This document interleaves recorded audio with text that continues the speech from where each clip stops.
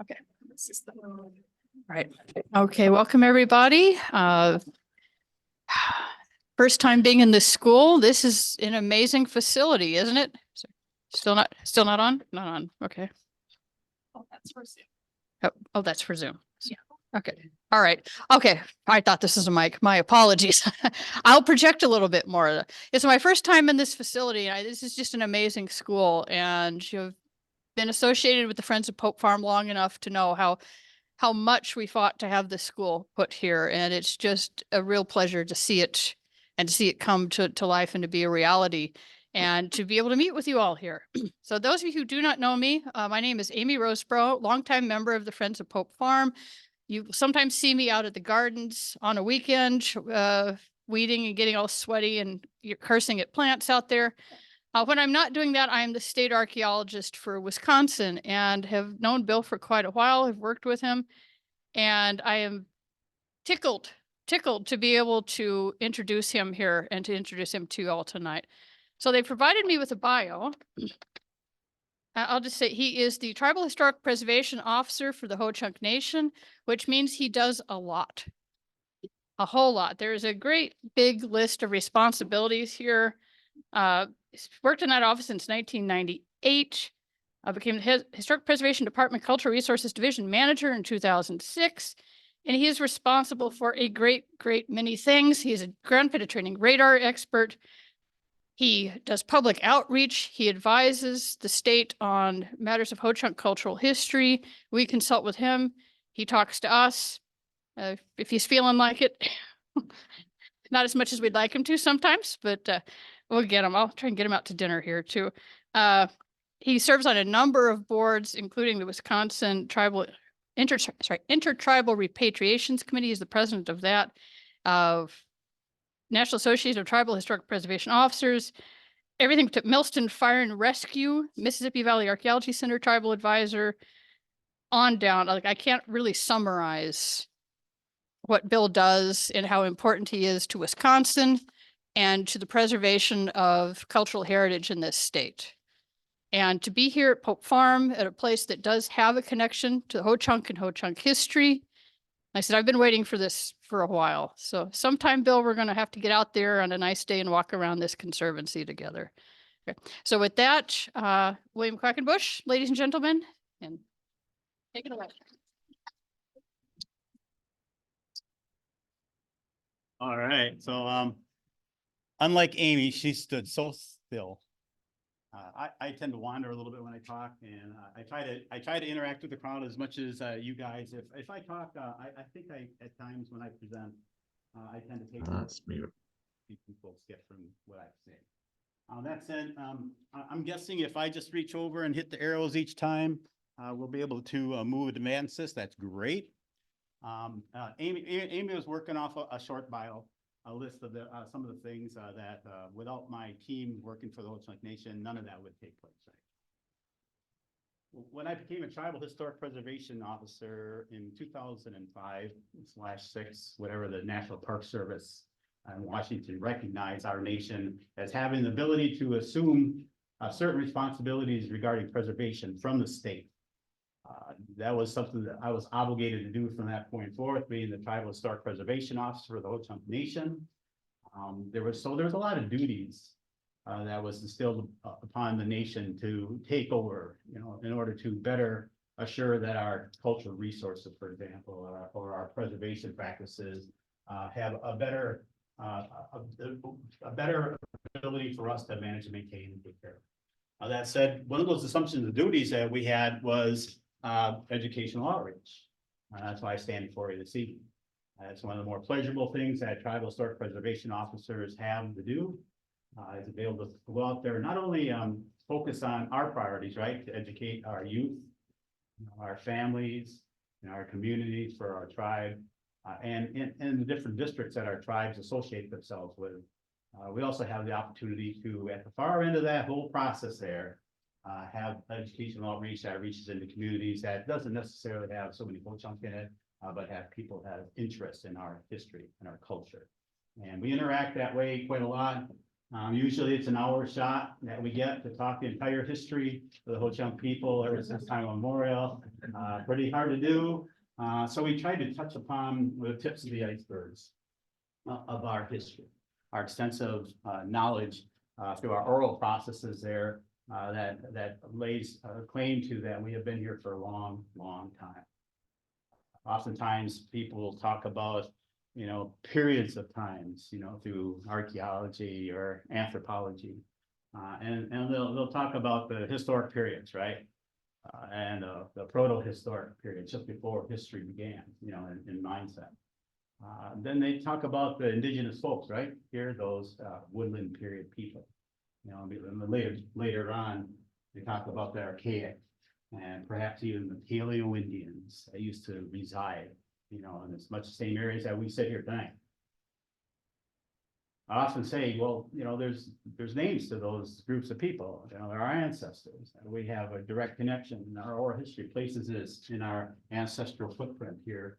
We talk about often in amongst our communities. We tell our youth as they're growing up, this is where, we've been ever since time immemorial. Our plates of origin place talks about an area called Mogashoots, which in Ho-Chunk means nothing more than red banks. With native culture and language, you'll often see that much of our language is very descriptive. Ho-Chunkadajida, Nąąwącekğize, Hingaide. And all that is nothing more than me saying, my name is knocks down fence. Right? Knocks down fence. So the next time you see me, all you have to say is, hello, Nąąwącekğize, right? Or that's all you have to say. And I'll know you say, hey, hello, Bill. Hello, knocks down fence. Okay? But you'll see very descriptive terminology describing our ancestral territories, the Skunk Trail, the village right there was something very important, as well as in Rockford and Idipoto, right up there, the Rock River, this area right here, Quackenbush Village, right there, very, very prominent stories in our Ho-Chunk history that talks about how long we've been here and how many people has come and gone through our areas of here in like any societies of people, okay? You can't just come into a foreign territory or an area there and just begin doing what you want to do. Oftentimes you have to talk to the groups of people that reside there and consult with them or counsel with them to see if they can stay there temporarily, or if they can pass through, or if they come there for trade, or whatever it is. We have council areas. We had council areas, and we still do throughout our ancestral areas right here. Madison, Dejo, right? That's a council area. We have a circular area over by Sun Prairie that we still recognize. This is where our ancestors, our chiefs, our leaders would come here. Because when they travel for great distances, whether up to Mississippi or whatever it is here, where they come here into our areas, you have to stop and stage yourself. You're traveling in traveling clothes, right? Now I modify myself. I got my boots on. I can go at all times. So, by the way I present, you got to kind of look a little bit more presentable. And so you have these areas that people would stage up and get ready, put on their regalia and get dressed up and put on their fine wares and they'd stage off and get yourself presentable. And those areas before these, council areas are just as important because that's where they place the tobacco. That's where they're talking about what we're going to say specifically. People don't want to waste their voice. They want to say specific things. So they have these areas where they stage up. Much as the yoke over here in Madison over here was a council area. And these very same areas, Quackenbush, Dejo, Mogashoots, a place of origin, way up into the areas where we talked about in La Crosse, like Nąąwącekğize. These areas here where people would come and go all the time. But we want to take our people that are visiting us, our best friends, or whoever it is that hasn't been here for years. We want to take them to our best places and show them off. Right? No different than you folks. When people come to visit you from across the country, right, or even from foreign lands, you want to show them the best. So you take them to the best, most choicest areas. And Dejo was one of those places where we take many people there because there was a confluence. A lot of our trails, right? Indian trails right through here. You talk about that old Indian trail. They turned into the military trail, right? Because it was well traveled through thousands of years, and you can really define. Even to the point where there's rust in the grounds in some areas, right? but they'd want to come here. Because Madison had everything and more to offer, to show us, show off our people, show off our processes, our ways of life. You know, we had a big vast and stuff. You know, all through the years as we adapted as humans in this area, ever since that last glacier episode, that glacier came down here and it pushed us off our ancestral areas for a short period of time, would say, and we had to stay in a place of refuge. Right. And today they refer to that. It's the driftless area, right? And so oftentimes when you look into the driftless area, this area right here, you know, those people that like to study us now, the scientists, you know, you'll find these village sites they refer to as paleo sites, real ancient old sites and tools reflective of a life that we no longer live today. You know, and I'll click to them so they can see it online. Some of those tools, you know, right there that used to be indicative of a life of old. This is a Clovis plane. This is, you know, the type of material that actually comes ancestrally from an area that we would take near and far to trade with. It was very valuable. It was Hickston Quartzsite up there by Hickston, Wisconsin. If you ever go past there, there's a away, and park there, talk to them guys and sneak away and go up on the hill. And this is where they would mine a lot of materials into rough blanks. They collect a lot of it. They would carry with them and use for valuable trade. And we travel up and down our ancestral areas on that map I showed you there, and Nąąwącekğize, that big river. That's what Nąąwącekğize means, big river. We call it Mississippi today.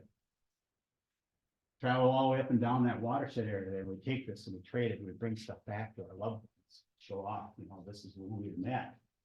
These valuable things that we have, that people that we don't even know of down in Mississippi and up the Missouri and up the watershed area, and bring it back to it and exchange with our loved ones and gift it to our leaders and whatever it was. In fact, we purchased the land, the Ho-Chunk Nation. We spend our monies a lot. We spend a lot of money, I put it that way. But sometimes we buy some good things out there. And we see the value of the dollar more today than we did in the past. But that said, you know, they say you can't ever make any more land, right? So we try to acquire as much land in our ancestral areas on that map as we can to serve our people, you know, first and foremost, but also to assure that, you know, we do what we're placed here to do. We're here to assist and take care of our Mother Earth because she takes care of us, right? So we want to leave her a little bit better than she leaves us.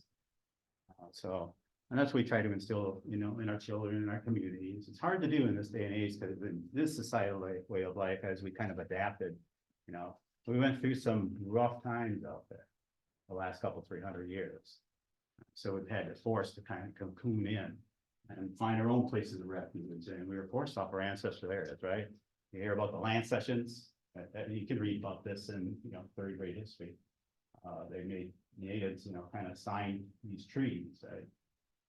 I could say, well, you stay in your little square box and we'll stay in ours. And all those treaties tend to be broken through time. And as the last treaties broke on that big map I had up there, then our removals began to round us up.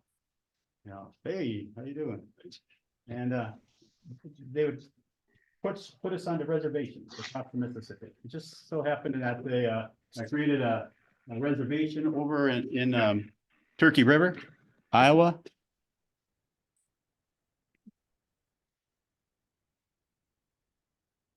And in Turkey River, Iowa, we were so close to home. In fact, we had Ho-Chunk already living across the river and stuff like that. And it wasn't thought that, you know, we couldn't live there because it's beautiful country. There was nothing wrong with it. It just that it was a process that forced us to go there. And we're all humans. We're social, right? And we have ways of life. And when a group of people tries to tell you something that you don't want to do, you don't want to do it. And so we began to come back on and off. And they felt that was, you know, too close. So they took an agricultural type tribe, and I talk about that history, right? About the Ho-Chunk people been here forever. But we know the history of, you know, how humans in this area had adapted through the years. Remember that Clovis plate, that's stone tool?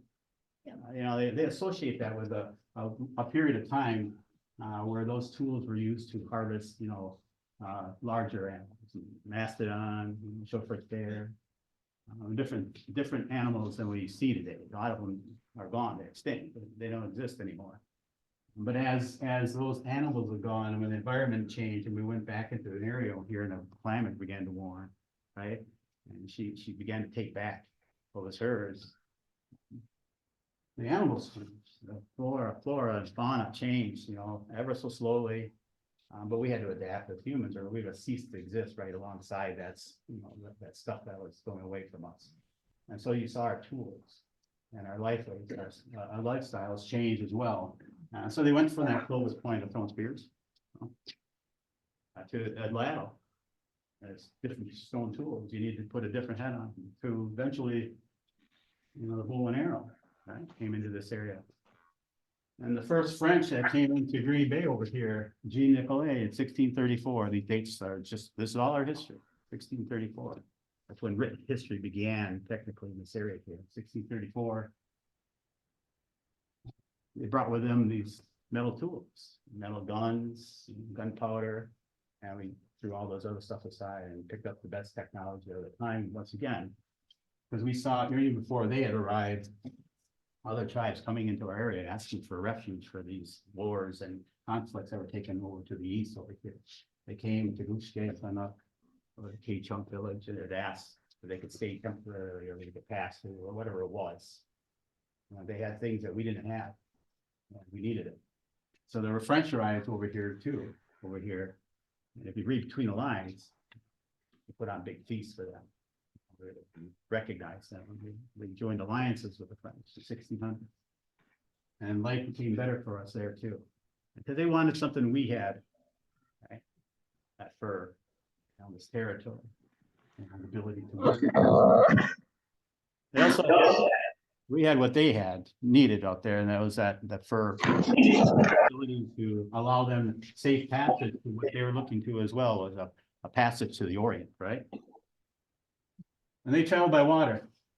And so you go up to Fox into the Winnebago, and they cross over here to the Wisconsin River over here, right in that place called Portage over the Wisconsin River. And they continue on. And they did their, their discoveries, up the Nīchate Big River. They're running into not only Ho-Chunk, but the Sioux and other tribes that recently came in there and seeking refuge. So they're running into a lot of people. So in this area that the Miami, the Squawkias, Stack and Fox, the Kickapoo, and all these other people, that we're allowing to come into this area, because there was a lot of stress and duress. You don't want people to be wiped off the face of this earth. So it allowed some passage through here. Out of that 1600s, though, this is all history again. The 1700s, British come. What the British did. I would say the French were lovers; they're not fighters. The British had a little different mentality. And you join with us. That pushed the early Americans way here, and we'll help you and protect you, and they will build these big forts, and we'll do this and that. They broke a lot of promises with Ho-Chunk people, so we changed our attitude. We began to support the early Americans in here. We pushed the British out of here, and we fought, over here in Tippecanoe battles over there. We fought down to St. Louis, right alongside everybody else, and lost men down. And during that process, eventually, we got what we had today, right? Wisconsin territory became to be over here. The only issue was that these people that came here, the early Americans, right? They wanted one thing that was said it was a God-given right to have. It was the land, a manifest destiny, right? All these children that come into the door out here. One of the things before they leave, you make sure you drum into them what manifest destiny really means. It's God-given right that this land was theirs. Only problem is you had native cultures and native communities still living in amongst them who would just help them, succeed in taking over the land. But we're in the wake. So that's when I took these land sessions, the Treaty of 1816, right? Treaty of Peace to see if natives would actually even put an X on a piece of paper to agree to get along. And then from 1816 all the way up to the land sessions, we lost more and more acres. There became a conflict or a skirmish were going on over here because life wasn't good. They take more land. Eventually, the last acre was lost. And that's when our removal began. And like I said, our history, right? If you know Wisconsin at all, we're an agricultural state. We brought agriculture up this Mississippi River as one of those things of trade we had to adapt that, that growth of those plants and stuff into our areas. And we used the technology that was gifted as well, that raised garden bed technology, in order to get, upwards of 3 or 4 more weeks of growth on your plants every year. That's a lot, right? Three to 4 more weeks of a plant growth, get them up out of that frost bell.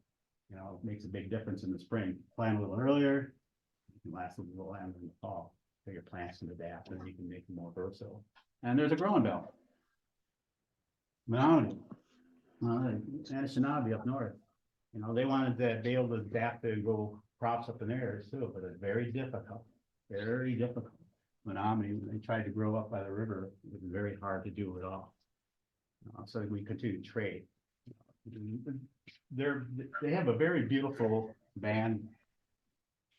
It's now moving north too, right? For the rice up there. It's very valuable to them. It's something that they call sacred to them.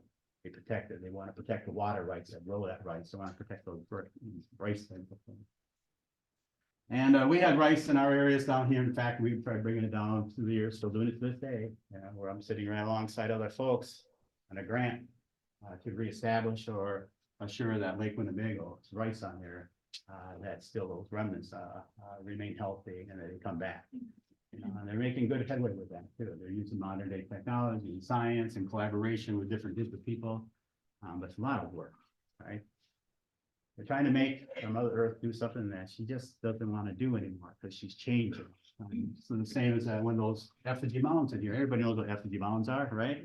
Those earthworks out there that Madison is noted for, right? I mean, when the the Europeans first came in here, one of the names they considered was Mound City. There was so many effigy mounds formed out there too, and the huge, the people that were here living amongst them. I mean, it was a beautiful sight. Still is. We've changed a lot. But that Madison area right there has a beautiful opportunity to tell history. And weeks ago, Diane finally got a hold of me somehow and talked me into coming here. She promised me that I'd see Amy. No, that isn't how she did it. But it could have been, right? So that said, they also said there's this, such an awareness about these dugout canoes that they're finding over in Lake Mendota over here, and the history and the connection of human occupancy in Madison over here. And they went back. The first one is 1,200 years old, and that's phenomenal, right? And when I say the first French got here in 1634, how many years is that? It's not so many years in history of humankind, right? I just told you that we were here witnessing the glacier episode take place, and we have stories, beautiful stories about glacier episodes. And I noticed I put on the wrong PowerPoint presentation, but I'll see if I can get to it through it here. Well, so those raised garden beds we talk about, they said at one time you could shoot an arrow across certain beds and you shoot it 3 times and still not reach the other end of gardens. That's a long way, right? Can you imagine us, this group right in here, going up and farm a field that size? How it has to be done as a community. You can't just singularly put this, little garden bed, this patch is mine right here. Here, it just doesn't work. So you have to live together as a community and raise your crops together and teach your children, and so these great garden beds were a very vital component of the Ho-Chunk people. We brought them in here because we felt that it was a very important to develop, this agriculture to make us more stronger, robust, more healthy people. A healthy diet out there was something that we were longing to do. But we talk about, and I think, this was an edited version of that process there. And so the biggest thing was that when we talk about the Ho-Chunk people, a lot of people wonder what our government does, right?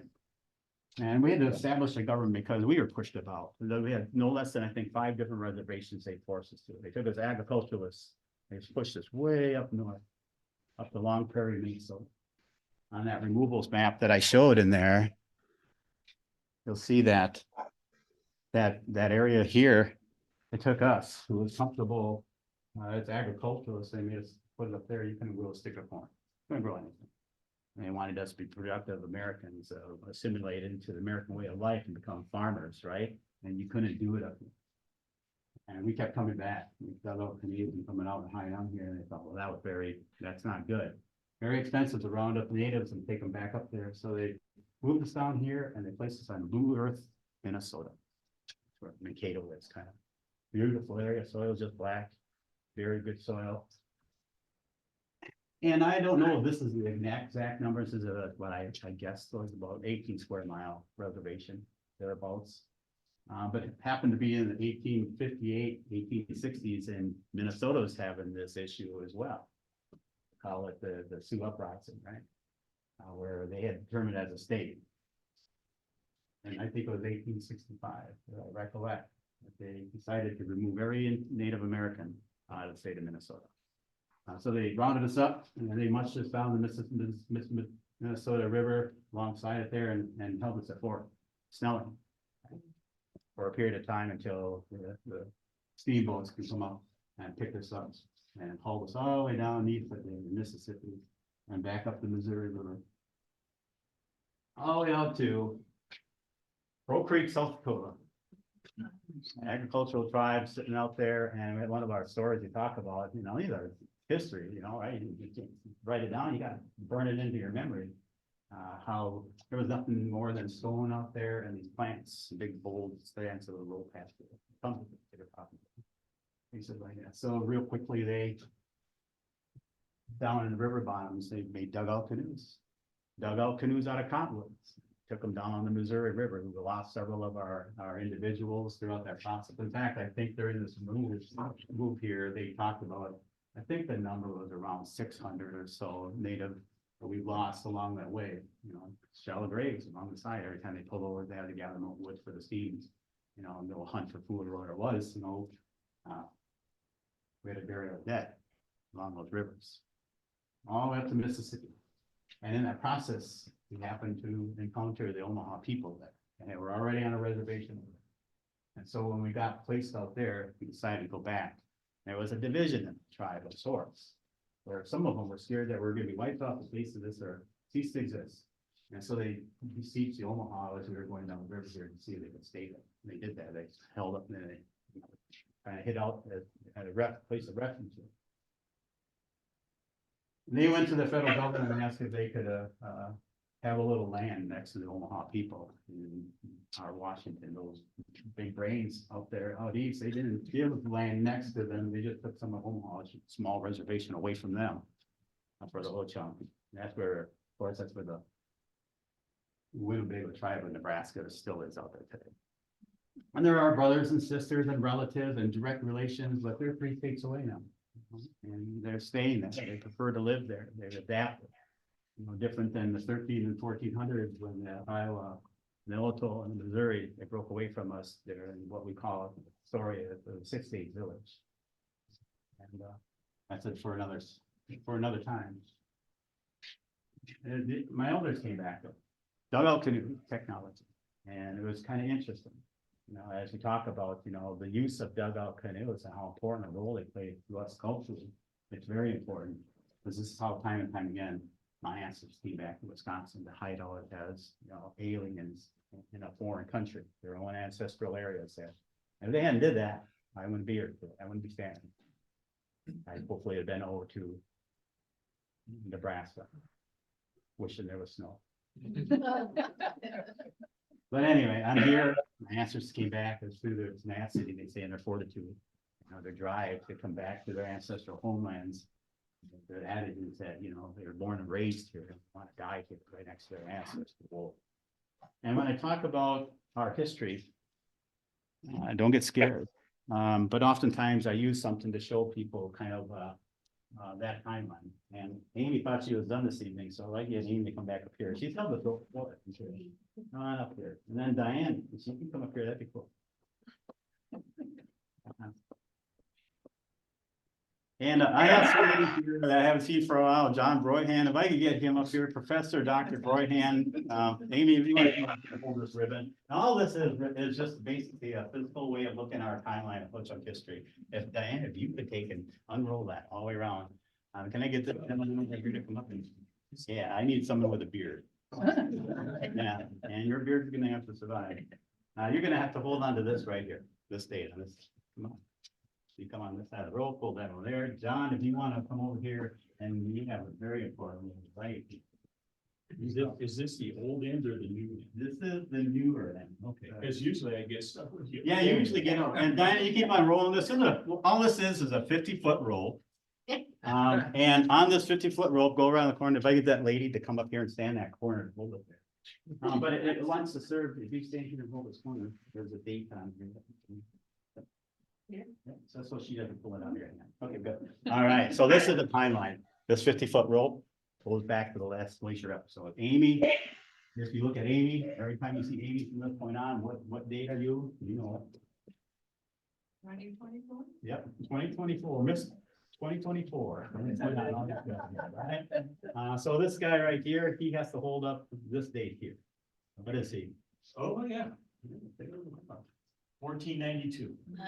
This is Christopher Columbus, right here, right? This is the history we talk about, when, the natives in the Americas were discovered, right? The savages and, the Christopher Columbus over here, and that's how history is told. Still is told that way for some parts. But this length of my arm right here is the history of the Americans, compared to this rope that goes back to Diane back there, who is when that last glacier just happened to be on top of Madison. That's 12,000 years ago. Wow. All right, 12,000 years. This is history, right? My ancestors, we have stories throughout this rope. You could put literally tons of them on here. I have a few over here. If she could read that one ribbon on there, Diane, that'd be great. Just this side. It's a timeline. So that's a time. We don't use numbers for time, we use stories to put you in that place. When I say Nīchate, if you close your eyes, you all know where that's at now, right? That's Mississippi River. Ni, is water, and Chate is huge or big. So that's a very descriptive timeline there. You can read that out loud. Loud and proud, Diane. Real loud. Yep, that's it. I don't think I can read. Okay, she's trying to read the term. Nuchma rucha nichete. Roll it right off here. You almost gotta be part German because you got that double sound. Yes, and that's timeline. Nuchma is that when the ice in the earth, rucha formed, nichete, a dam on the Mississippi for a short period of time. Right behind, we're gonna get to this guy yet. Right there where Prairie du Chien runs in, where the Wisconsin River runs in, the ice is going, retreating, breaking apart. Big deluge of water coming off there. A lot of your pulley systems and your Mississippi and Iron River systems being created. Right? That lake up there, that glacier lake was still there, bubbling, growing. We have beautiful stories of the Wisconsin River of this water spirit coming down and trying to force its way through underneath there. That's from Devil's Lake, right? Which we should talk about too. It isn't Devil's Lake at all, right? It's a they walk and jump. And all that it means is sacred lake, sacred waters. I don't know how you guys can misinterpret that and call it Devil's Lake, but you did. We will work on that sometime real soon. So our beautiful stories about how our environment was changing is wrapped right in amongst our stories. So that Rufa Nīchate story back there talks about a period of time when that dam caused the water from the Mississippi that was melting off of there to flow backwards up to Wisconsin for a short period of time. And it plays an important role because our elders have a series of stories that talks about how that glacier was receding, how our elders are sitting in a place of refuge and watching all this environment change. In short, years later, since I don't have as much time on here, NRCS come in contact with Ho Chunk, and that was a period of time when the state and federal agencies thought it was really important to create tribal liaisons, right? Just give somebody another hat, and say, hey, you're a tribal liaison, you're going to be our conduit, you're going to be our buffer, between tribes coming and asking us for programs and such. Well, there's, Jim Rack, retired, he's from Richland County area down there, and he came to us one day, he said, well, you guys said you've been here so long, we got a dilemma, I'm going to get behind these people. And the dilemma is that there's a soil series right here, right in this area right here, that they couldn't figure out how it came to be. Very recent, unique, you can't find anywhere else on the earth. That's what the stories they're telling us. And you've said you've been here for a long time. Maybe you have something of a story that talks about this area and how that unfolds environmentally. And it just so happened, I had an elder, his name was Jim Funmaker. He's since passed away, but he was just a phenomenal you know, and environmentalists, 90 some years at the time I talked to them. He didn't believe in a tribal government change because he's older and dirt, right? And our government, you know, he had a little snake in a box. It was amazing. Bill Kingswan and I and several others were sitting in this office in our DNR office or land specialist office or whatever it was. And he asked us, you're a tribal government. You gotta go and, you gotta go talk to this. You gotta represent your people, the big boys. He's just rattling on, right? You know, this issue that he had, this little snake in this box, he said, the snake shouldn't be up here. That snake should be down here. It shouldn't be up here. And he said, it's not right for our environment to be changing so fast that it happens in one generation's time. And he made a point of it. And I understand what he's saying today. But at that time, I'm living the moment. I don't understand what he's saying. And, I'm being, witty as all get out. And they said, well, what would you like us to do? You want us to take it back south for you, Choka? And he was frustrated. He just saw birds dying on the roads. He says, we're losing a lot of our things that we're used to having here. He goes like this, and the snake was an issue. And while he was telling that there, he was very frustrated because our tribal government wasn't doing what it should be doing, establish itself to protect and preserve and perpetuate our ancestral areas here the best we can for our children and our children's children, so that they can stand up and do the exact same thing. And so we're doing our little part, our little scattered parts of our communities in this area in hopes that everybody else around us will do the same thing. Because we're losing our air quality, our water, drinking water, everything was going from hand pumps you could no longer drink it. I put a well in, right? We're losing a chunk of it.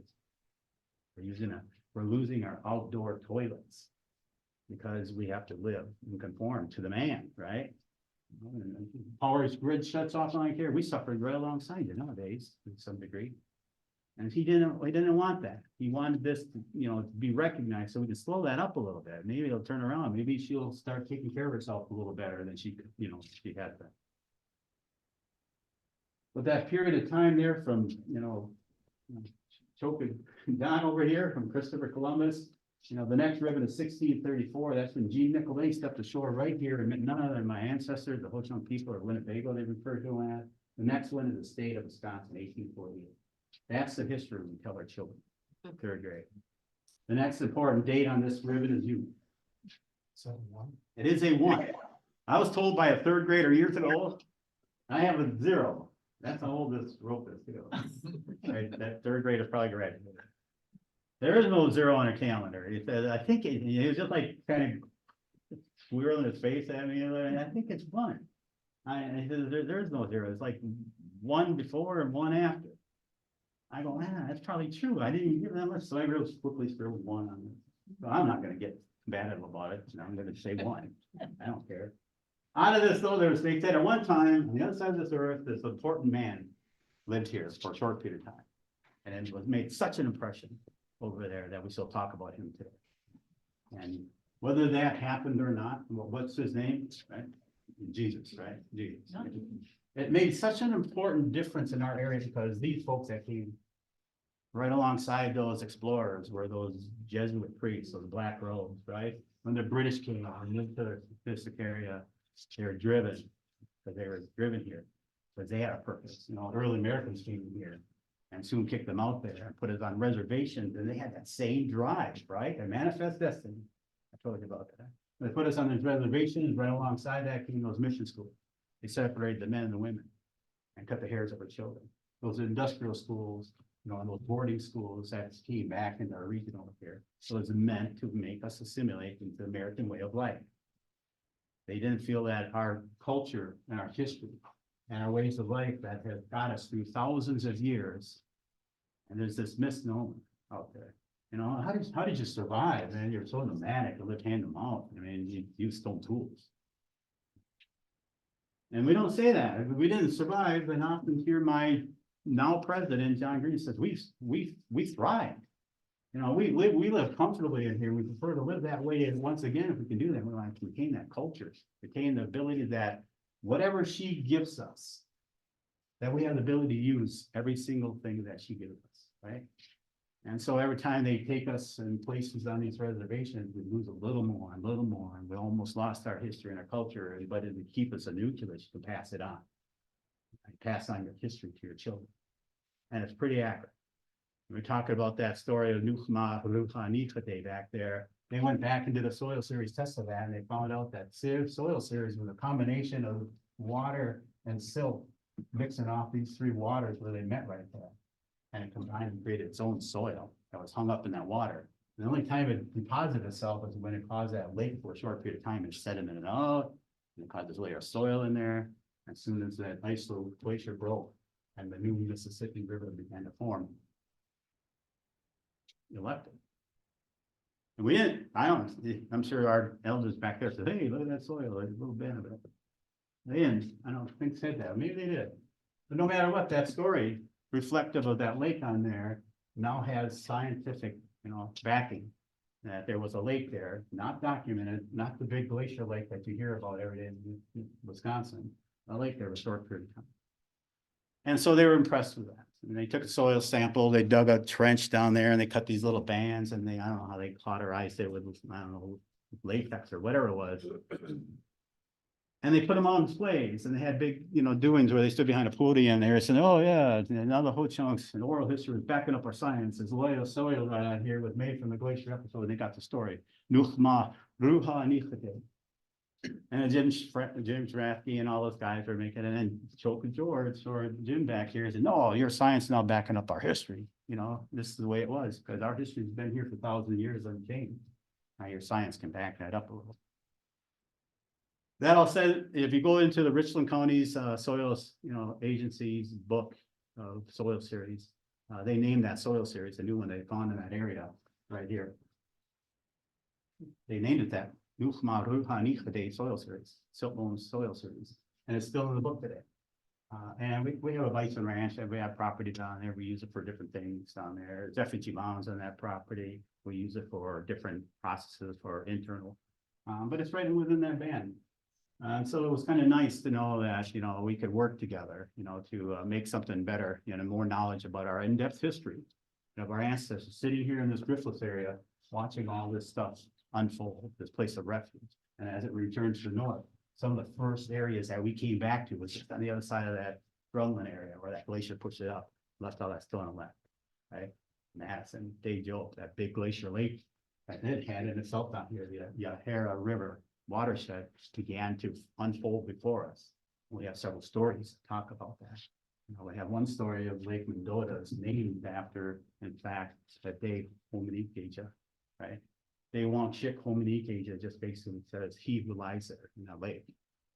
And it's a beautiful story, how these lakes began to create themselves and he hopped from one to other in quest to meet with his loved ones, his water spirit. And they both still reside in that lake. Wonderful stories, beautiful times to sit there with your children. At times you can tell certain other stories. But how accurate are they? People often ask. And I say, Jack and Jill went up the hill. How many people knows that? Fetch a pail of water, right? Well, where'd you get that? Who taught you that? How many times did you have to hear that in order to really say that verbatim till the day you die? Or if you pass it on to your children, how many times have you had to tell your children to say that? And if you didn't, who did? Right? But they know it. You know it. Our oral history is the same thing, redundancy, sitting in the lodges of old, the Chipotle caves, our winter dwellings. Our elders would sit across the fire and they would teach our children, their grandchildren, and the parents would sit there. And that's where our educational structure is in our lodges in the winter, our homes, our Chipotle caves. And of Choka, but it said Jack and Jill went up the hill to fetch a Ford pickup truck. Right? Parents say, no, Choka, no, we grew up. Jack and Jill went up the hill to fetch a pail of water. And then Choka, of course, oh yeah, I'm sorry. Yeah, Jack and Jill went up the hill to fetch a pail of water. And the kids would, ooh. They'd learn. But that multi-generational way of educating your children was so important to the Ho-Chunk people, and it still is. And it's been ripped from us. Two parents working today. We have kids are going to secular school out there, and then they also learn our history and learn our language and everything. Our kids are just torn, and they want to be just like any other kids out there, right? You want to play. do this and that, but they have responsibilities and they're reared that way. And it's a hard road to travel right now. But this rope is very important to me. Because it allows me to see how long they can really stand there holding up a rope. I usually put the most naughtiest person in the room. Naughtiest third grader on that far end there, and she's Mrs. Ice. She's that ice floe glacier. And when that began to recede on this rope, well, you could totally tell when that glacier come there, the stories that talks about the creation of Dejo, right? The beautiful stories we have that, and K-Chunk Village there, and how it's turtle. He comes from the east, he's walking this slow, right? His tail is drag, and he created that with K-Chunk Village, right? That Turtle Creek. And that whole beautiful story, the walking thunder, rolling thunder of a clan, right? From this river here. The clouds invert and they turn backwards. It's like rolling thunder. And it's a different system. You know, it warms up the ground versus our other classes. The beautiful stories of the environment wrapped into our stories that allows you to be able to look, read in between the lines, the many hundreds of stories that we teach our children, you know, just from the plants and the animals that still we associate with them. And one time I was telling a story to these third graders. They later wrote a book about the flute on here, and I had them, I was telling them how oral history is so important. There was a teacher that asked this, is Emily Schrader from Lincoln Elementary. She had asked, you know, can you come and tell our Ho-Chunk kids or the kids here, there's some Ho-Chunk kids in this class.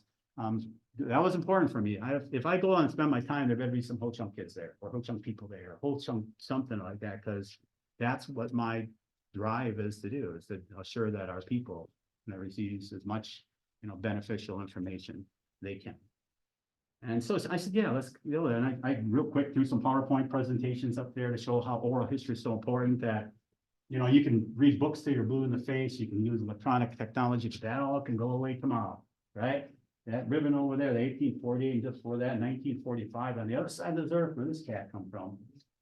You know, there was a group of people sit there to wipe off another one off the face of the earth, right? 45, right? So they separated the men and the women and the children, and took every piece of literature of them, and they put them in the streets and began to burn them. They were trying to wipe off all the history of them.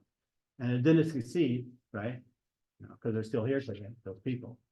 You know, because we stopped that and thwarted that as a group of people. But that's no different than us over there. You know where he learned that from? He came and studied history in America there, and how effective, you know, early Americans went and created genocide for native tribes. That's where he learned that. Separate the men and women, take the children, put them in boarding schools, or get rid of them, or re-indoctrinate them and brainwash them into the American way. That's where he learned that from. That plays an important role even to our history of our children, because if it doesn't kill you, it's supposed to make you stronger, right? That's what they say. Well, the pandemic kind of proves that kind of wrong, but it's the way it is. So history is really important. And when I talk about our history and how important those dugout canoes are, I thought on this thing here, I would tie this afternoon. I got back, I was late getting here too, but I tied a ribbon on here. Those dugout canoes that were found over there in Lake Mendota, one was 1,200 years old. Right? I mean, you have to get a picture of what was going on here. Like I said, we weren't surviving, we were thriving. Madison was a metropolis. We bring people from all over the place to Madison, show off our finest, our big cities up there, right? Eagles Heights, and a beautiful story about why they hear those horses crying to return to their owners yet to this day. And we're not horse people. It's where the horses came from. The first Spaniards. I didn't even talk about the history of the Spaniards that we met in Iowa. We didn't like them. And we had a little issue with them and brought their horses back because they no longer, you know, needed them. And we didn't find any use of them, so we ate them and buried their bones. And to this day, they say you can hear those horses crying for their owners to come back and get them. Right? Beautiful stories, right? And tell that to your children, man. You know, go out there and sit there some evening. Sit there during the chink moon when the fish start running. Right? That's coming up in April. Right? That's this here. But then later on, something really great happened. They said in 3000 your dugout canoe was found. Right? I'll talk about this period of time here from this guy here before Jesus is around, all the way up to where John is about here, about 1300. Yep. This is about when those effigy mounds are being placed here, the conicals and linears and the adaptation to our societal ways of life, incorporating our clans into those effigy forms, right? And we don't lay claim to them. We don't know for sure, but I have a pretty good, assumption, somebody that has lived here for quite a few long times, we want to let this happen on our back door without knowing about it, right? That's a long period of time. That's longer than what today's society is. And just think about the society of people, the organization, and the groups of people to place how many mounds in the state of Wisconsin alone? Effigy mound, or even mound system, like 25,000. Tens of thousands. No. Ten stuff. Can you imagine maintaining those? I gotta get over to Dave Shishik, I gotta get them, Milwaukee, there's mounds to take care of. It's not one person, it's like those raised garden beds, it's a community process. And if you had to use them, there was a process, you can go and clean them off in the spring, get in there and use them for what they were, and then let Mother Earth take care of them. And guess what? Mother Earth takes care of them quite well, doesn't she? I mean, to survive all of this, to get through, our environmental change, basically unscathed, somebody had to think long and hard about where you place them things. We better get them up out of the water. Now, there's exceptions. You take, this sign wheel that's down the watershed in Mississippi, right? But for the most part, there was a lot of thought in that one process of an aspect of our culture, right? And how we adapted to the process of very effective. Kind of cool. Those dugout canoes. When we, were helping the Historic Society and they were helping us. By bringing another piece of our history out of there, it was very important that we collaborate and work with them. And it wasn't just us, young people. But yeah, all the tribes of Wisconsin were very interested in it. Logistically, just hard for them to get down here for certain. But the second dugout canoe, Larry up there from Bad River, he come down there and he was witnessing all of that. We had some Menominee sitting there that was working for the university. There were 4 or 5 tribes that were there for that second one on there. And it's very important that we'd like to share that culture. No different than you guys. You should guys should be so proud, that you have the ability to talk about history as humans to this period of time. Right. I mean, you go not too far down here, you talk about this period of time over here. And this is the period of the pyramids, right? 2000 before this time, and another 2000. They say around 4,000 years ago now. It's a long time ago. Can you imagine people building those stone things? I just went last spring to Machu Picchu. And if you ever want to go someplace where you lose your breath every other step, you go to Machu Picchu. But it's worth it because they got this culture, the Inca period, and before that, where they created this beautiful place of refuge up there, where they had a place finally they could call themselves their own, that they can begin to practice unadulterated, beliefs and a lifestyle that they wanted. And when you go there and you see the handiwork on there that they can't even replicate today. You can't replicate it today. It's different, like even like during our, periods of time right here, when some of the pottery that they find during that, what they refer to as, the Oneota process there. That pottery went from this, crushed stone to the shell, and the pottery became so fine and everything. It's hard to replicate to this day. But all these old cats, they used to do that, right? And we've lost some of that process. I'd love to get it back. I'd love to get a grant and pay all of our tribal members who's interested in pottery to relearn how to make pottery. Wouldn't that be cool? Learn that pottery, because someday maybe all this stuff will go away. Maybe everything will go away, and you'll have to begin having to rely on our Mother the Earth once again. And I don't want to be caught off guard. We survived thousands of years in different groups of people coming and going. And because we went back to a cultural way of life that we prefer to do right here.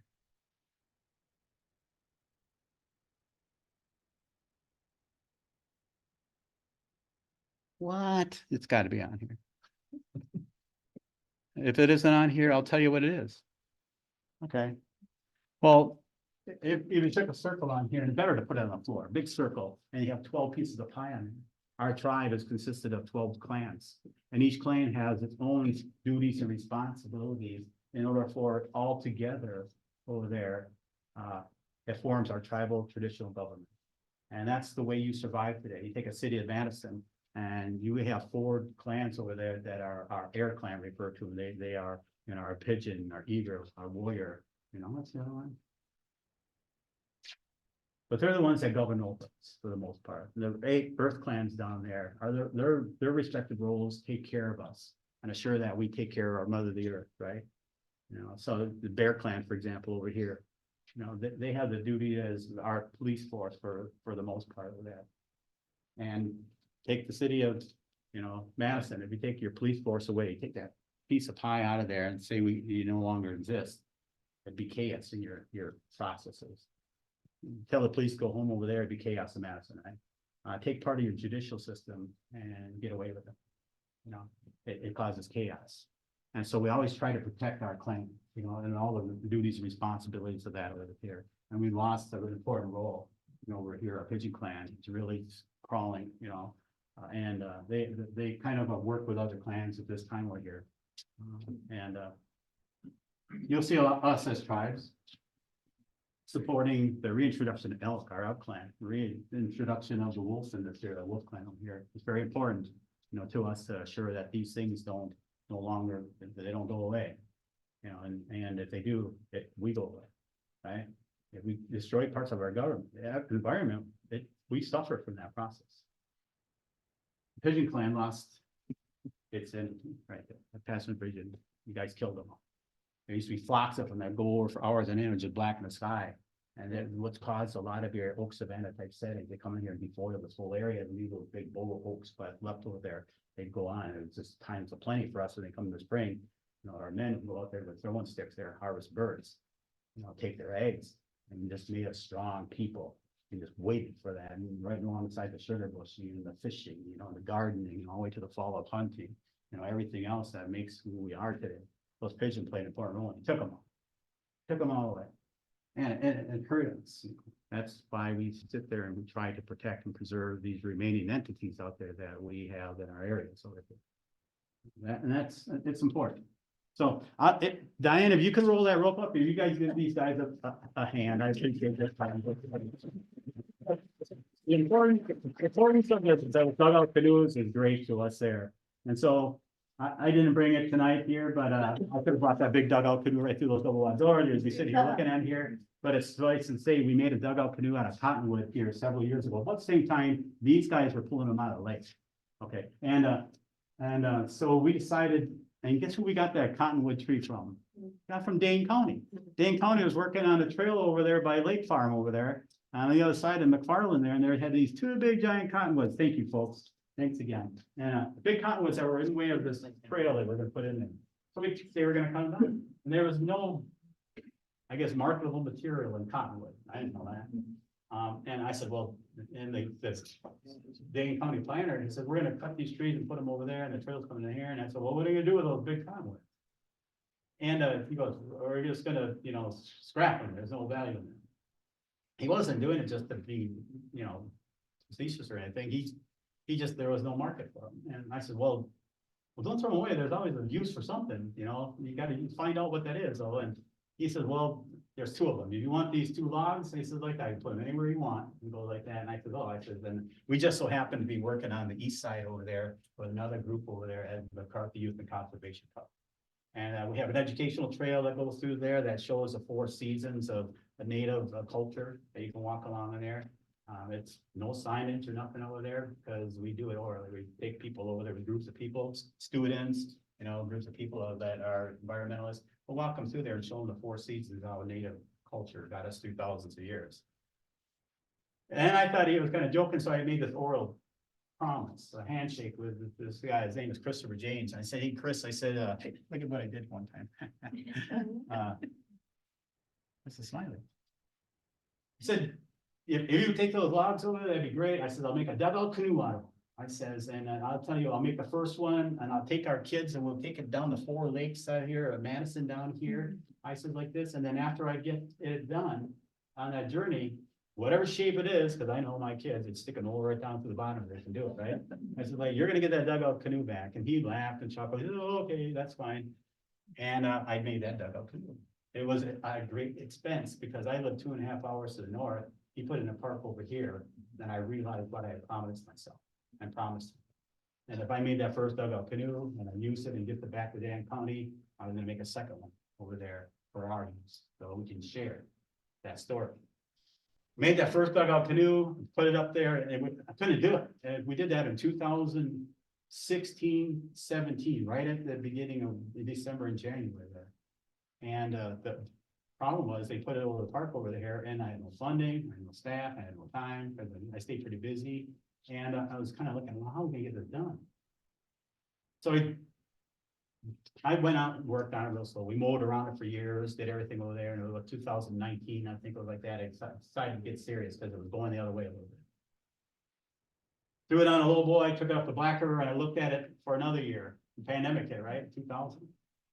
The time flies, right? You know, but I decided, well, there's no money, but I see that I can run a chainsaw.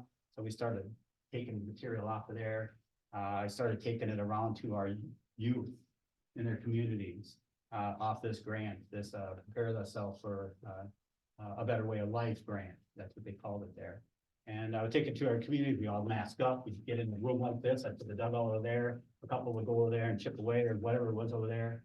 And we use fire. We use hand tools, the best tools that you can use, just like our elders. As soon as the French got here, they got the guns, right? And the metal pots and the knives on here. They started all that old stuff. I'd pick up a chainsaw, a sander, a grinder. We got that dugout. The only way I could do that is in 2022. I said to myself and my staff, I said, well, we gotta put a date out there. We don't have a date, we just don't get out there to do it. And so I was down to essential workers, right? They all got that way here. Long story short, we made that dugout canoe there and got it finished. I went and bought a pontoon trailer, put it down there for his first road trip. And I said June 20th. I said, we're gonna set that up on Lake Mendota up there. And Village of Wanaque just so happened to, hey, I want to be part of this. We play a vital role in your lakes down there, right? They're in your watershed. They're in the watershed. They play a more important role than people at the other side of you guys. And so that we started up there. It would, kind of christen the boat, but with words, and went down there, Lake Mendota, stuck it in there. And the first time we ever put anybody other than myself on the test ride, 2 days before we had tested in Toma Lake, up in Toma, to see if it even float. Right? They were taking a big gamble, but wood floats, right? Even if it was upside down, we're gonna whale that thing down this lake. Put in the Lake Mendota up there. I put in a legislator, a couple of people from Nebraska. Winnebagos wanted to share the story because they're related to us. Myself, and we took off, and there was big, windy, choppy waves. Right up there. I know, man, it's gonna be a ride, and we had safety boat, right? And there's friends that were riding in sea kayaks and stuff in case somebody has to be helped out. And so we played the safety role. Set off sail across there, and those kayaks are bouncing around. That safety boat, the little V bonnet was just bouncing all over like bobbers out there.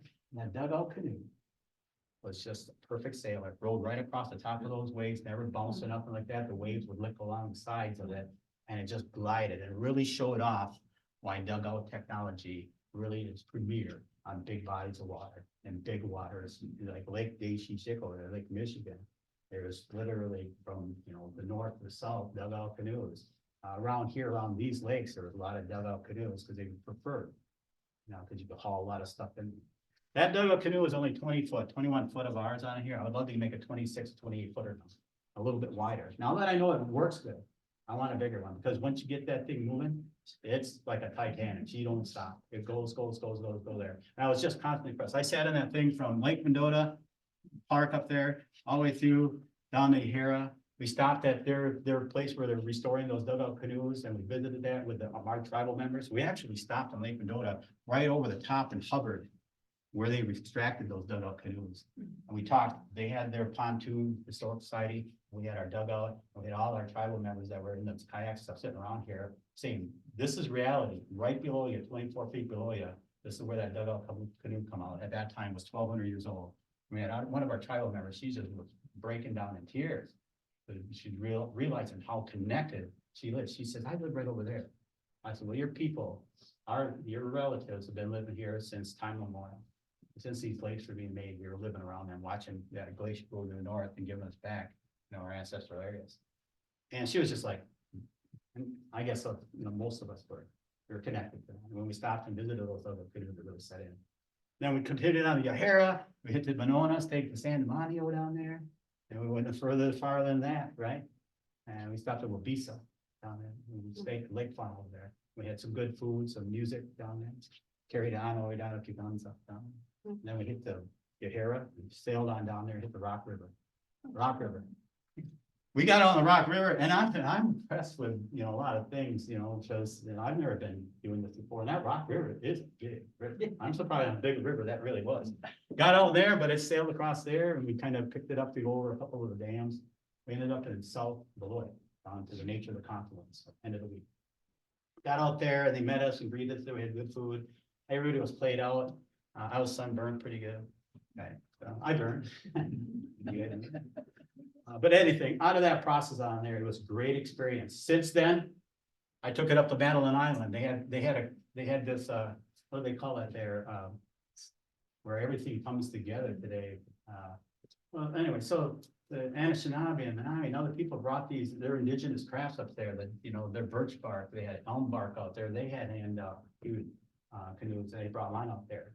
And again, they really showed how good they ride in those big waters out there. I had Patty Leduc, Leduc flying around in that thing out here, and different people up there. And it was a great opportunity. I think it was treaty dates. Treaty dates went out there too. But I wanted my picture of my boat on another boat, so I put it on, what do they call it, that ferry that goes across on there? I took a few pictures over there. Yeah, my boat sitting there, taking up most of the ferry, but that's a way work. From there, I took it out this last summer. I wanted to share the love with our brothers and sisters up there, so I took it out. And that Fort Thompson, South Dakota, we put it in there and we took it for a week all the way down to Winnebago Tribe in Nebraska. And when they met us down there, and there were so many beautiful, sad stories of their knowing of their relatives that they had lost along the way, and this Trail of Tears, right? Where they forced us, out west, out there. And they, we had to eat, and then that same night, the money had run out, so we just jumped in the truck, fuel us, and brought the safety boat and have up food back. This year, we're going from Fort Snelling, where I said they marched us and had us in camp, all the way down the Mississippi to Prairie Sea. You guys are all come along. I'll throw every one of you in there. I'll pull over every time, and I'll throw people in that thing. Then next year, we're going, we hope, from Green Bay, Moby Shoots up over the point, all the way down. We're gonna try to get to Milwaukee.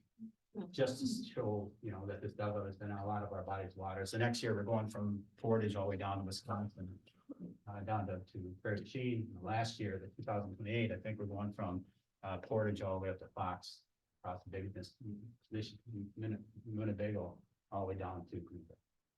There's a lot of stuff in the way. So you got to really plan. A lot of people love coming along, so it's easy to do. Logistics kills us. Funding isn't there, but it doesn't. People show up for that stuff too. So. But that's all I have. The dugout canoe plays a very good, part of us educationally reaching out not only to our tribal communities, because guess what we're doing for we have a family healing camp coming up. I think it's is it May or August? We have one every year. Anybody within our tribe that has issues that they feel that they can, heal by coming together. We do a whole week of it. Anybody can come to it. But this year, that second log, I started severing it in half at McCarthy, and I'll haul it there, and I put half of it at that healing center. And all my youth, and all their families, and all the tribal leaders are gonna be working on a new dugout canoe together to kind of serve the purpose of healing. Hopefully we can get it done in a week. That'd be pretty cool. So, that's all I have. Any questions I should ask? Is there any questions? It's gotta be one question. Yes. Well, I've taken the trip up to the Farmers Munitions Plant. Yeah. Where the county, the state, and you guys are there. What are your plans? What are you gonna do? Yeah, so the Bison Ranch that we had created over here, I talked about it down there by Richland Center. We purchased that way back when there was multi-purpose for purchasing land, but one of the purposes of that was to create a rearing facility for bison. And we introduced bison on there. We had a herd on there. It's a very expensive hobby, by the way. Thinking that these bison could feed our elders, bringing back to a better, healthy lifestyle of eating. Bison meat is supposed to be better for you. I always didn't like it so much, because you prefer a ribeye steak. That's very true, right? You prefer something that tastes better, versus health-wise sometimes, unfortunately. But we still raise bison down there. Very expensive hobby because we purchased that with the ulterior motive that badger animal over there. That entire property there is missing something that's vital to our traditional ways of life. And that range up there, those fasting sites in those areas where our men would go up there and conduct ceremonies and sit with their young men up there to talk about certain things. We don't have that prairie down there anymore. We don't have the thousands of those bison going across that prairie at certain times as they're seeking their vision quest, right? They're fasting and you're trying to absorb everything the environment gives you to maybe give you some guidance and direction in life. We're missing vital components of it, and we want to get that back. But it was a delay, and we finally ended up with 1,555 acres on there. There's aggressive prairie restoration taking place, other things taking place there. And the one thing the nation does have, they say, that if you get the luxury of time, you can do anything. So we have multi-generation processes in place for land restoration, and we're allowing her to give us what she, does best there right now too. And then we'll add and assist her if we can over there too. So we do aggressive firing burns on there. We have, just good if not better, state, science, folks working for us there too. Our water biologist, he's, I think second to none. And he's the one that oversees everything on that pretty much too. Randy Colma is his name there. If you ever get an opportunity, just, stop in there. If you see a crew out there, you stop in and visit them. Randy's usually there. And he'll sit there and talk with you for hours about all the wonderful things that land is giving back to us. So you're not gonna put bison there? Well, that's yet to be determined.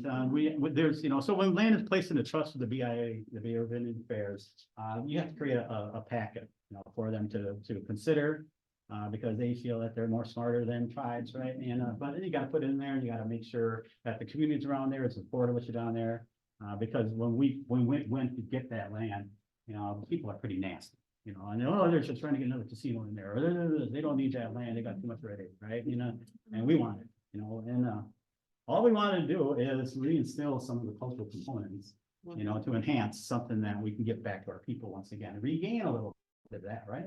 I mean, you take 10.5 million acres of our ancestor there, and we have what, 15,000 acres, 20,000 acres, maybe that's on here. Most of it's taxable land. It's not even set aside, for us to use for perpetuality. The BIA, actually, when we gain land, and people don't know that, but we gain land and give it to the BIA to hold it in trust for us, we lose ownership of it. Federal government owns it, right? They're holding it in trust for us, right? That's the way that works. So, but anyway, out of that deal, to answer your question, the long-term plan is to assure we restore it back to its original, qualities, whatever she wants. That's what we're going to get it back to. And then once we have that process in place, then we'll see how we begin to use the land. We have a really aggressive educational program where tribal members are wanting to, relearn gardening. Something as simple as a raised garden bed, isn't hard to learn. And, they said anybody can grow something nowadays, right? It's just how you use it, right? And we lost that ability of growing the crop there and then making it sustain you through those cold, free winter months. We're so used to eating fresh food, right? We take our corn and, when it's in the, milk sugar stage like that, we boil it and we take it off the cob and dry it and use it for soups in the winter time. But there's so many other things out there that we can do, the medicines out there, and the different foods and the use of every type of plant out there. We've lost that. It's there. It's not rocket science. You just got to go out there and figure it out again. And we have studies. We know what all of our plants were ancestrally in our areas there. We got a good list of them and how they were used. We even got our full chunk names for them yet.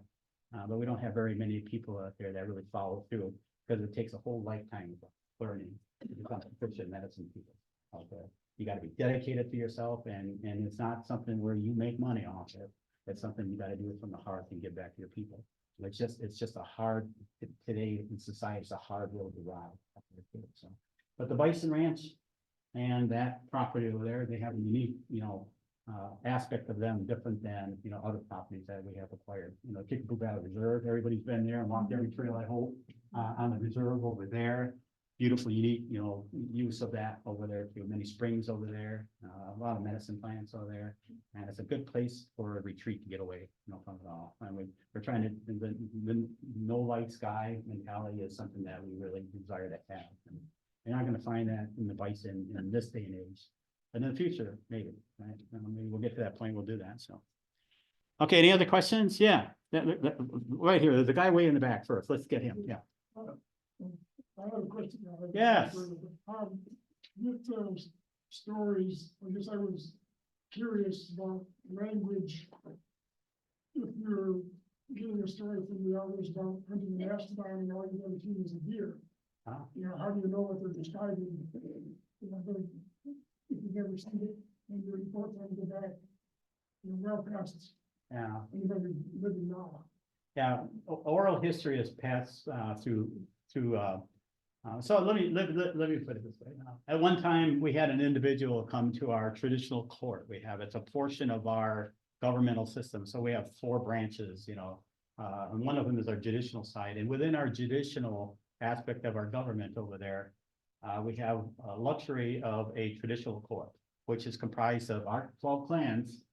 You know, one of representatives from each clan sitting in this circle, and they meet every week. I was just there Monday, and if you have a question, you go there and ask, and amongst them, they'll give you a very, very profound answer. And they speak a lot of times amongst themselves in the whole chunk, but they want to give you the right answer. I was edited for time, and Jim Funmaker gave us that story about Duhma Ruha Dichade. He didn't tell us it right away.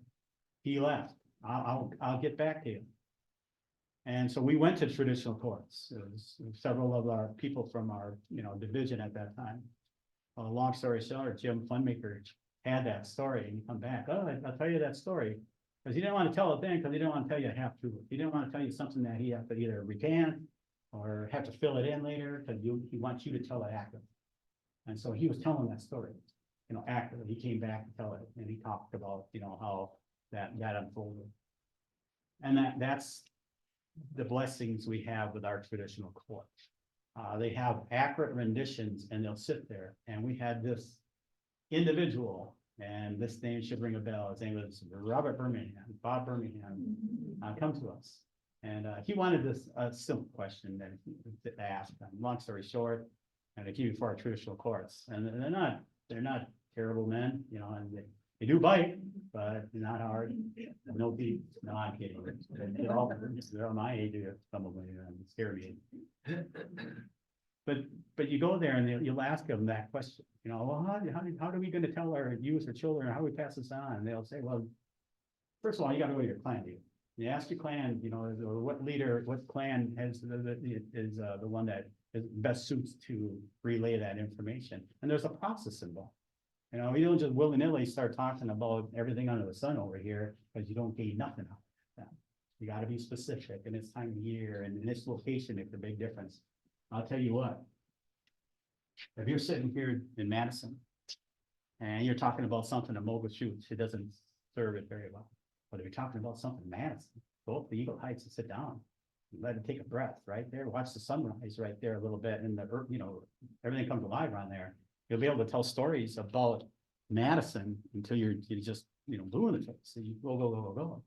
You know, and it's appropriate to tell those certain stories in their appropriate time and appropriate space. And then you don't just tell the story. Your environment around you helps you tell that story.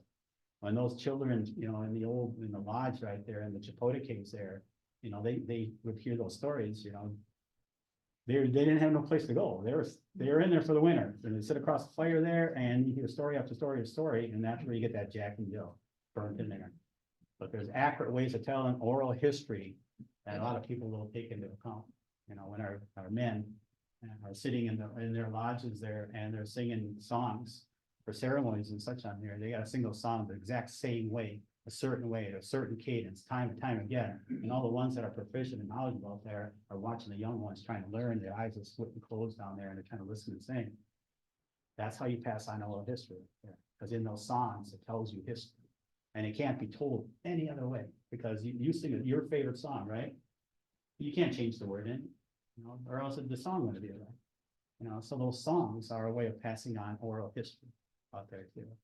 And they run into that fear that, well, we're losing, you know, the ability to speak fluently amongst ourselves.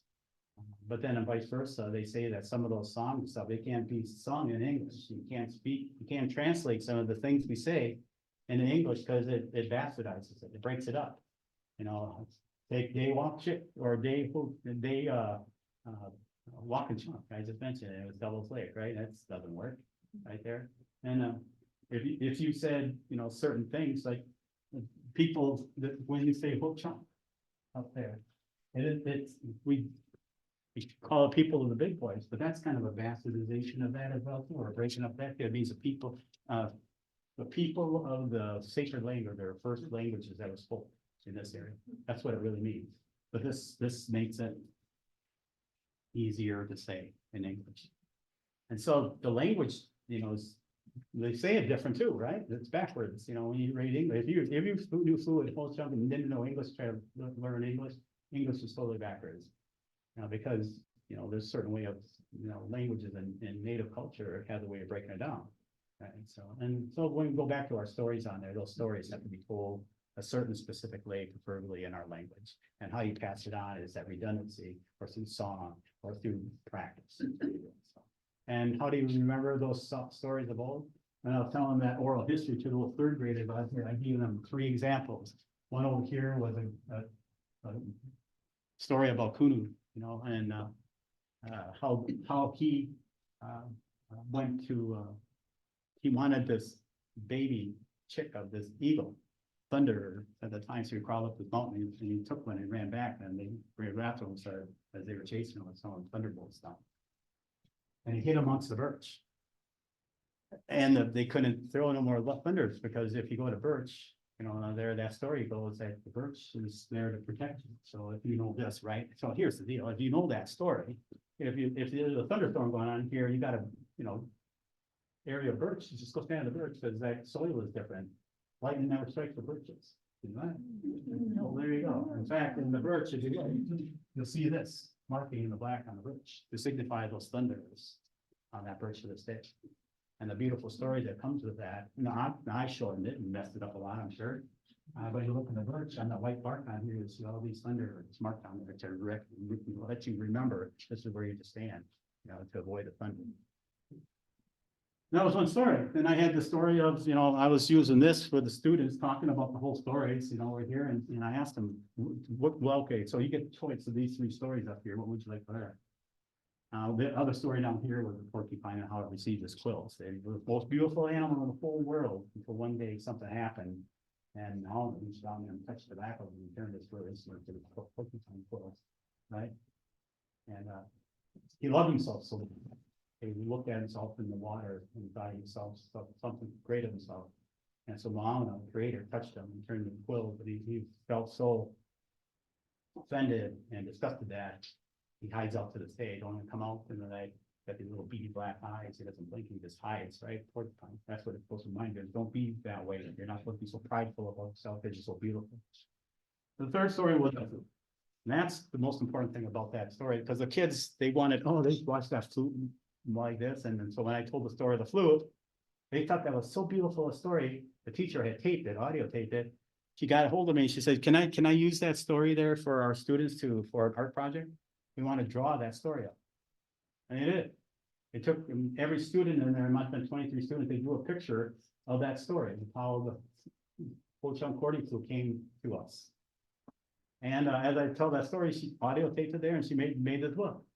And then she was a linguist, a teacher that was bilingual. She was in Lincoln Elementary, so there was a lot of different groups of people there. And she wanted to tell that story. She wanted to make it a story of our Ho-Chunk flute in English and Spanish.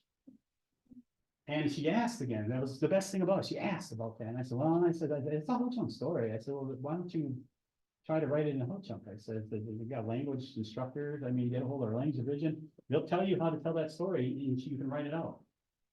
And I didn't hear from her for a couple of 3 weeks. I thought it was kind of it. I was so busy at the time. It was Native American Awareness Month. If you think you're busy, be a native in the month of November. And next thing, she said, "Oh, we got that book written to draft. Can I have you take and review that? I got a few changes that I think it needs, but I want you to look at it because I want to publish or at least write it out, print it out, and give it into the school district. Everybody's excited about this book."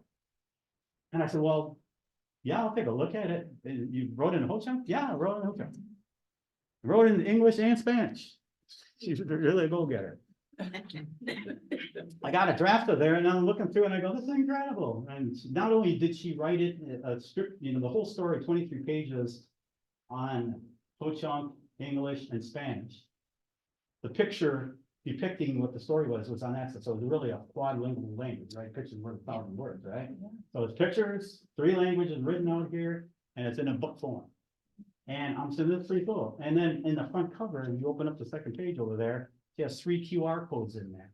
Now, where she audio taped one of our elders, Elliot Garvin, herself, and then a Spanish speaking, fluent Spanish, and they read it. And so you can QR code, and you can listen to it, and you can flip through and follow it through it, whatever language you want.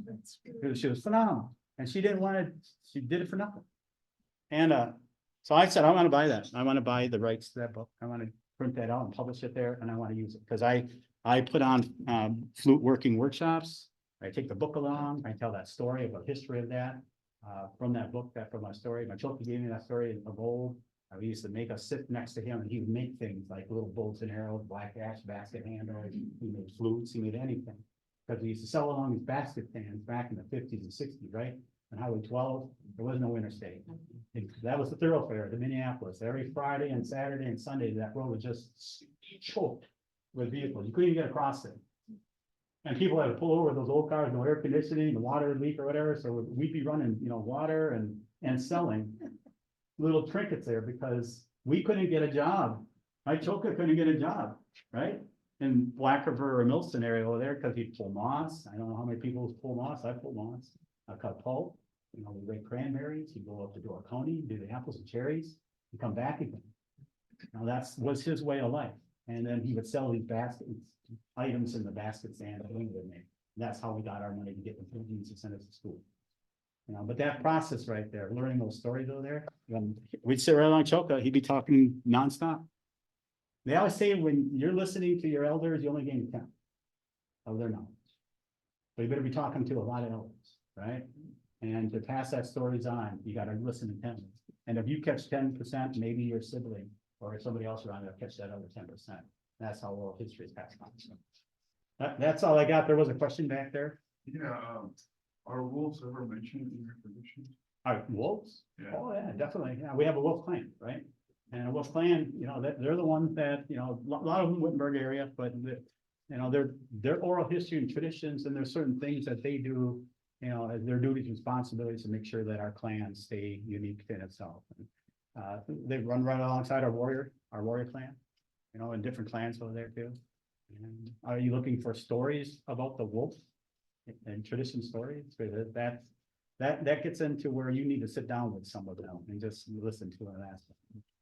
And traditionally, you just, if you really want something from, you know, a story of such, you usually bring gifts or two and keep employing asking. It's very hard and difficult to do.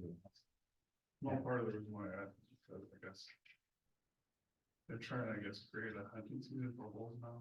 Yeah, After bringing them yeah, back, definitely. so it's like, yeah, it's kinda so strange. I don't think how tribes usually oppose, you know, anything that, you know, we try to regulate, and we try to play God out there, don't we? And as far as animals go and plant use and this and that, and we end up messing it up. We always take away that wetlands and try to mitigate and replace as much wetlands over here, and it doesn't work. And we try to move that stream over there or build it on the side of the hill over there, and it doesn't work. We think it will. It works for a period, but it doesn't work for long. Take those mound systems lasting 2,000 years, all the way up to the industrial age where we started bulldozing over here. They're in perfect impact, you know, because you knew how to put them there and knew that the earth would take care of those mounds.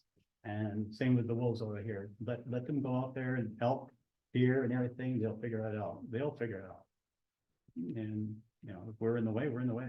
That's all there's to it. So, yeah. Okay. Yeah. One last part. He's been very patient. Sorry. You had mentioned earlier in your talk, the Indian Trail and the military trail in Yeah. the Governor Nelson area. Can you talk about the significance of that? Yeah, definitely. Yeah. And So. how old it is?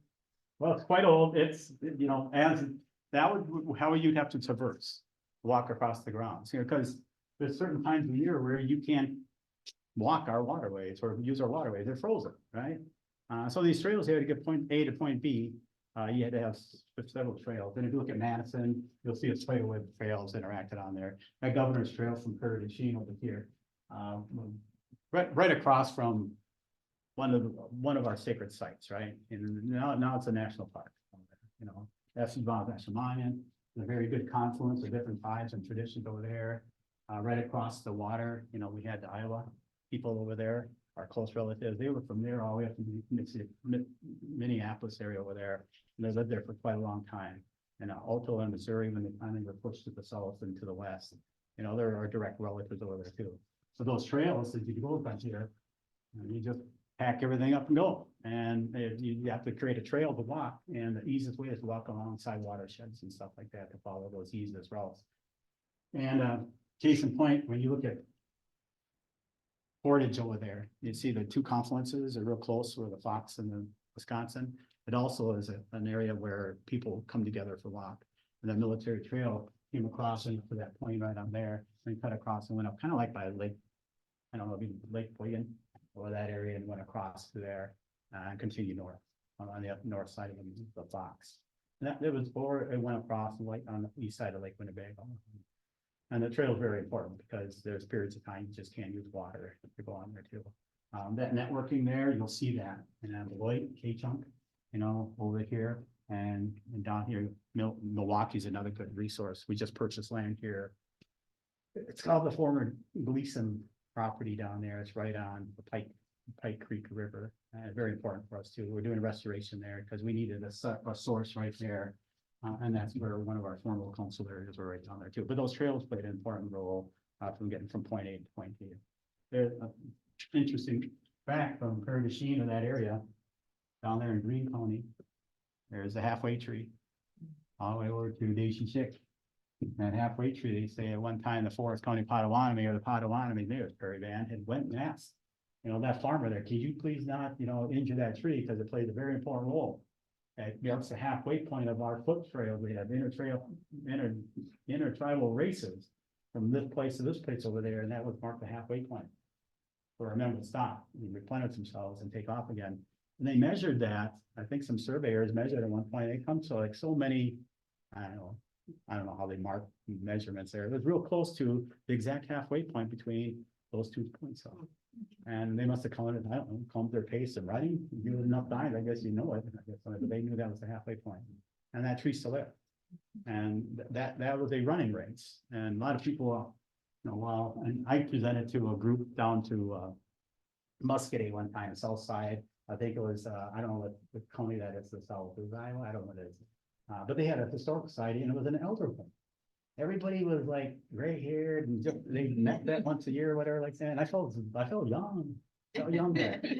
And they had asked me one thing, how did you, Ho-Chunk, live through the winter? How did you survive the winter? And I go, oh my goodness, that's easy to answer. I'd like that. And so I made a PowerPoint a little bit up here that says, how did the Ho-Chunk survive the winter? And people go, oh, that must have been tough, right? You know, for us. And so I started talking a little bit. And we got to talking. And I was asking a few questions from them because they are at that age where they remember growing up there. There was Ho-Chunk coming and staying along the Wisconsin River down there for certain times of years to trap muskrat, to harvest medicines and do this and that. And they befriended them down there. They weren't even legally supposed to be there, I don't think, but they were befriending them. And people, now a lot of people don't realize how, you know, good people are. Like, I mean, if there's a group of people want to sit on the corner of the field over there for certain weeks, they always let it happen. For some reason, you don't hear about that too much. But there was a lady, real tall, gangly looking gal there, and she was audio tape or videotape talking about, oh yeah, you know, the Winnebago people, the Indians, they used to stay over here. And they about 15-20-minute video of her talking about affectionately how the Ho-Chunk people used to come into her community. And I asked for a copy of that DVD and they gave it to me. So I don't know, I play a DVD hardly anymore. But that's good. But good question. Those trails are a very important part of our history and culture because that's what connects our major metropolises of old across country. So, and that's why I think that's why you see like a story that Mackenzie wrote.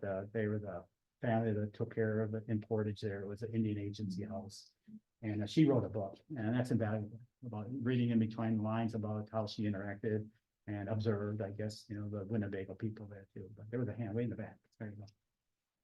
I was wondering if your layout had like a capital city or, you know, the main tribes, like Ireland has Tara. Was there a place that was the center circle or the? Yeah, you're pretty much sitting in it, right? This is it, right? Yeah, you're pretty Okay. close to it, yeah. You're really, and so, you know, from our origin place, they say that's where Mono placed us, so that's where our first fires were, Moga shoots. And from there, we just abandoned, and we've never left our region, only or to Nīcate, the Mississippi, that's our boundaries, go there for the most part. And anywhere within that area, they say at one time or another, all the way down to where the Illinois River hit down to the Mississippi down there, you could travel, you'd run into none other people than the Ho-Chunk people. So that's a wide expanse of area that you could travel back then. When that period of time, I don't know really know, but that's the story. Talk about too. So, but you gotta remember back in the, 12 and 1300s when the Iowa and the Ulster, Missouri, they called it the Six States, the village of the Six States story. Where, we were just having issues with famine, too many people in a small area, and they elected that we needed to separate some, and they went across the Mississippi and reestablished themselves. And during that period of time right there is when they took on a new way of life over there, they had to adapt, and just 2 weeks ago, I had, our tribe, we got an ERA when I work, and you gotta use so many hours, or you lose the rest of your hours for PTO, they call it now and everything, so I got burnt out, they said. And so I said, well, I'm gonna take some personal time off. I said, they asked me if I'd take down or help them build a Chipotle down there because they had lost the ability to do that. And Iowa had did that a couple of years back. And I said, yeah, Lance Foster, the Chipotle, he's like vice chair of the tribe at one time. He said, yeah, I could go over here and put up a frame over here and teach us how to do that. He goes, like, we want to reinstill that process here. So we sit around a fire and put some pails in here, right? So I said, well, do you have anything like maple saplings or willow or anything real lingly thing? Oh yeah, we got all that. I was, well, I'll just come, I'll put some covers in, I'll come on over there. Lance had me come over there and we put a frame in there and we put some covers on and they cooked some good food in there and they have it to this day. They know how to do it. Otto wanted that. So I went down there last weekend. I think I left on a Friday or Saturday, and I got there on a Sunday. Yes, I left on a Saturday night, got there Sunday morning, and slept in the polo grounds in my truck. Don't ever do that again, Bill. And I got the next morning, we put up the frame over there with their young men or the people there. They learned how to do every bend of the rib and the rafters and the walls, and then we threw the covers on the next day. We had some good food, had their chair in there, had everybody in there, and we had some good food. And I dashed back because I had to present up here with Kristen Overland and Lacrosse the next day. But it can be done. I mean, there are relatives, and I think we owe it to ourselves. And because this is what they did. Several years ago, they came up to one of our gatherings, I think it was on Labor Day or Memorial Day, and they brought a horse. They brought a horse. I go, man, that's looking pretty good, But they brought a horse and they gifted it to the Ho-Chunk people because they wanted to ensure that they recognize that we know that they're still related to us. They have some stories of mobile shoots, their creation stories, everything, but they just live several states away. And so, yes, go ahead. But they're not, but you don't have representatives from those that come to a Maine to represent your angle of the tribe that you would come. You're so- interactive, but Yeah. not like a. Yeah, so when they come up, they bring, you're talking about the people that practice with traditional ways of life, representative of their tribes on more of a traditional level. And when they come up here, they're very respectful and they bring some of their elders and tribal leaders up in this area. And those are the ones that have gifted us that horse. And so we still take care of that horse. One of our tribal members just so happens to be a fourth enthusiast, an equestrian lady, and she takes care of it.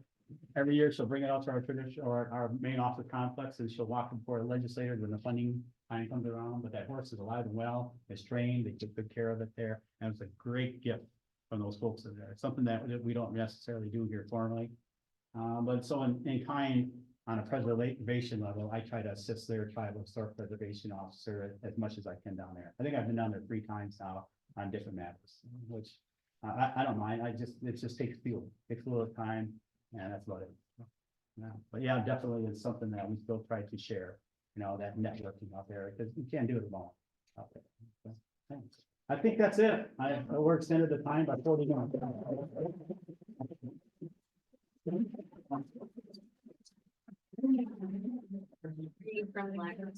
Thank you. Yes, I am. Yeah. Down here. It's one acre, little children, like. I know, this is for a long time. Yeah.